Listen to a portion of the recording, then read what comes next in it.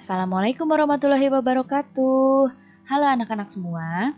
Hari ini kita akan belajar tema 2, subtema 2, pembelajaran ke-6. Bagaimana, sudah siap untuk belajar hari ini? Kalau sudah siap, yuk kita mulai belajarnya.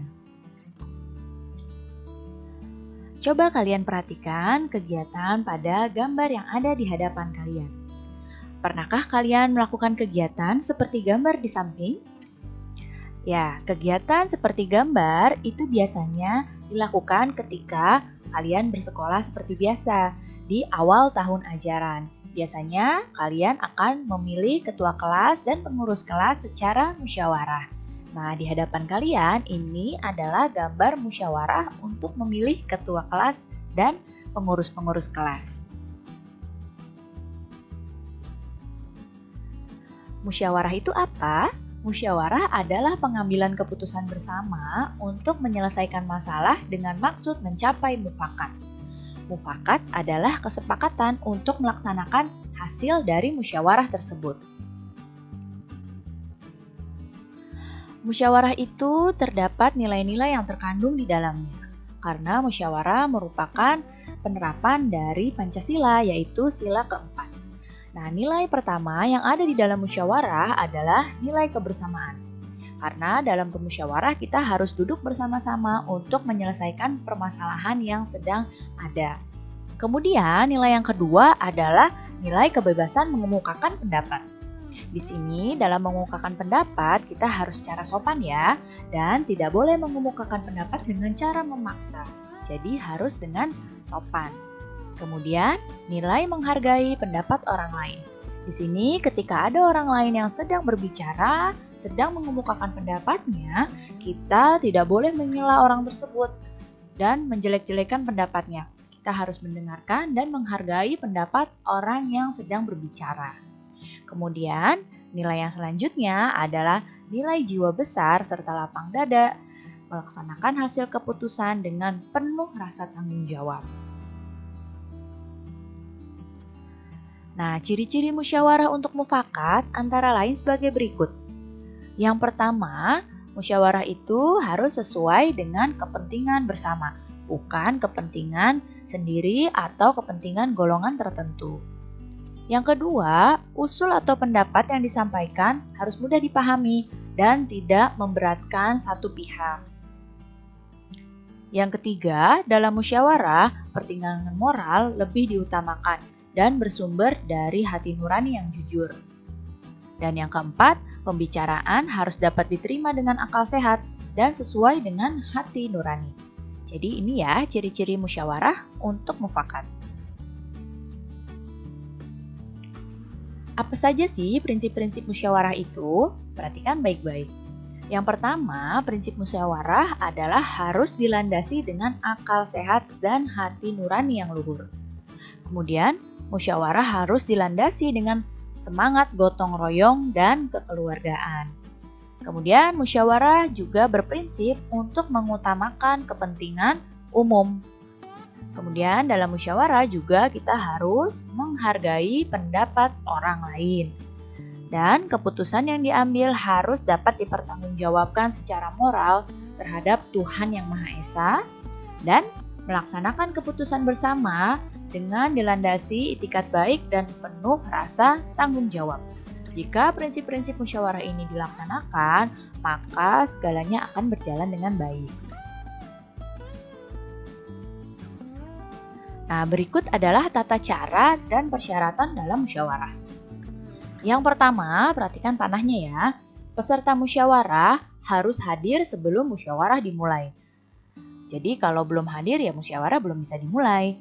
Kemudian yang kedua, musyawarah dimulai jika peserta musyawarah telah mencapai quorum. Quorum itu adalah jumlah minimal peserta dari musyawarah tersebut. Jadi harus sampai jumlah minimal pesertanya, baru musyawarah bisa dimulai. Kemudian dalam musyawarah, di sini ada susunan kepanitiaan. Minimal ada ketua, ada notulis, dan ada peserta musyawarah. Itu yang paling minimal. Kemudian, setiap peserta musyawarah berhak untuk menyampaikan pendapat. Boleh menyampaikan pendapat dengan cara yang baik, dengan cara yang sopan. Kemudian, setiap peserta musyawarah harus menghargai pendapat orang lain. Dan pendapat yang disampaikan harus dapat diterima akal sehat, tidak untuk kepentingan pribadi atau golongan, tidak menimbulkan pepercahan, dan sesuai dengan norma, dan tidak menyinggung perasaan orang lain. Jadi, dalam bermusyawarah, tata cara dan persyaratan ini harus dilakukan supaya musyawarah dapat berlangsung dengan baik. Nah, berikut adalah cara-cara mengeluarkan pendapat dalam musyawarah. Yang pertama nih, ketika kamu ingin berpendapat dalam musyawarah, kamu harus mengacungkan tangan sebagai tanda izin untuk bicara. Setelah mengacungkan tangan, kamu baru berbicara setelah dipersilakan. Jadi jangan langsung berbicara, tapi tunggu dipersilakan, baru kamu berbicara. Kemudian yang ketiga, kalau ada yang berbicara, kamu harus tunggu sampai yang bicara itu selesai. Supaya apa? Supaya bisa terdengar pendapatnya. Kalau saling berbentrok berbicara, tidak akan bisa terdengar pendapatnya. Jadi harus saling menunggu supaya pembicaraannya dulu selesai, baru kamu berbicara. Kemudian yang keempat adalah bersikap sopan, ya. Dan yang kelima, dalam berpendapat itu usahakan suaranya cukup jelas, ya. Nah, sekarang kita akan masuk tentang tarian. Tahukah kamu sebelum melaksanakan tari itu ada beberapa hal yang harus kita persiapkan. Apalagi kalau tarinya itu kita akan tampilkan di depan umum. Tujuannya apa? Tujuannya agar peragaan karya tari berhasil dengan baik di depan orang lain.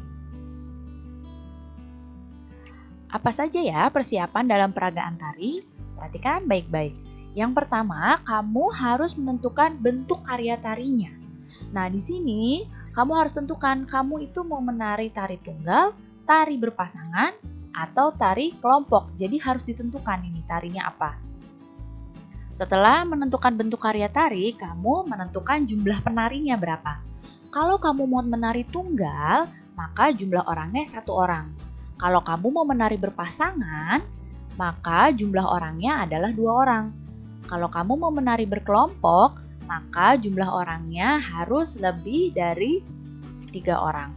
Ya, jadi ini adalah menentukan jumlah penari. Kemudian memilih properti tari.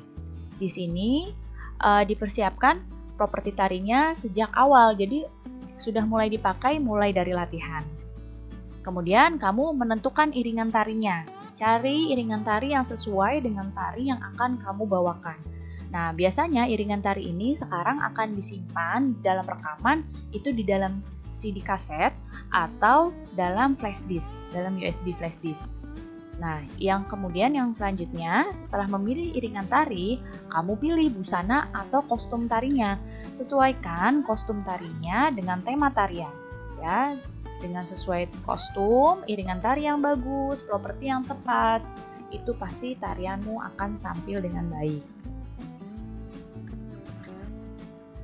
Baik, cukup sekian ya anak-anak penjelasan Ibu kali ini. Mudah-mudahan kalian dapat paham dan mengerti. Terima kasih anak-anak semua. Sampai jumpa lagi. Wassalamualaikum warahmatullahi wabarakatuh.